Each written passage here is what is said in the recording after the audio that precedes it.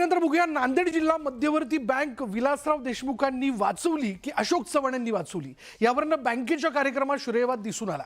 भोकर इथल्या शाखा इमारतीच्या लोकार्पणावेळी आमदार प्रताप पाटील चिखलीकर यांनी देशमुखांनी दिलेल्या 125 कोटी कर्जामुळे बँक वाचल्याचं सांगितलं, तर माजी खासदार भास्करराव पाटील खदगावकर यांनी मात्र दोघांचाही वाटा असल्याचं नमूद केलं। अशोक चव्हाण यांनी मंत्रिमंडळात बँक बंद करण्याचा प्रस्ताव आला होता, पण तो निर्णय थांबवला गेला असं सांगितलं। तसंच मुख्यमंत्री झाल्यावर त्यांनी कर्जाचं अनुदानात रूपांतर केल्याचं स्पष्ट केलं।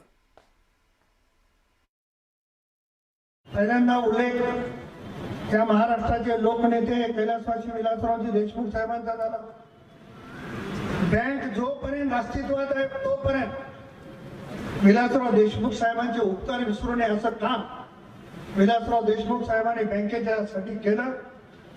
120 कोटी रुपये या बुडत्या बँकेला उभारण्यासाठी मन मोठं करून निधी दिला। मी आजही बँकेचा संचालक म्हणून त्यांच्या ऋणामध्ये राहू इच्छितो। त्यावेळेस सगळं मंत्रिमंडळ एकतर्फी होतं आणि मी फक्त एकटा होतो। तो जिल्हा बँकेकरता लढणारा एकच माणूस होता, तो जिल्हा बँक ही बंद करू नका म्हणणार।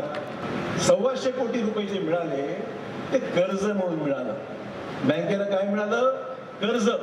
125 कोटी रुपयाचं कर्ज शासनाने दिलं, म्हणजे कर्जाची परतफेड करावी लागली असती।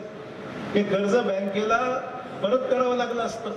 मी मुख्यमंत्री झालो असताना मी त्या कर्जाचं रूपांतर अनुदानामध्ये केलं। म्हणजे काय केलं? बँकेचे पैसे माफ केले आणि 125 कोटी अनुदान म्हणून बँकेला दिलं। सरकार जर त्यांना पैसे देऊ लागलं तर सरकार अडचणीमध्ये येईल। पण पालकमंत्री या नात्यानं अशोकरावजींनी जी भूमिका त्या ठिकाणी मांडली आणि आमचे स्वर्गीय विलासराव देशमुख आपल्याच मराठवाड्याचे नेते होते। आमचे नेते शंकरराव चव्हाणांचेच ते मानसपुत्र होते। बाबासाहेब, तुम्हाला तर माहित आहे सगळा तुम्हाला इतिहास। म्हणून त्यामध्ये सिंहाचा वाटा स्वर्गीय विलासरावचा आहे की अशोकरावचा आहे, मी तर म्हणून दोघांचाही आहे।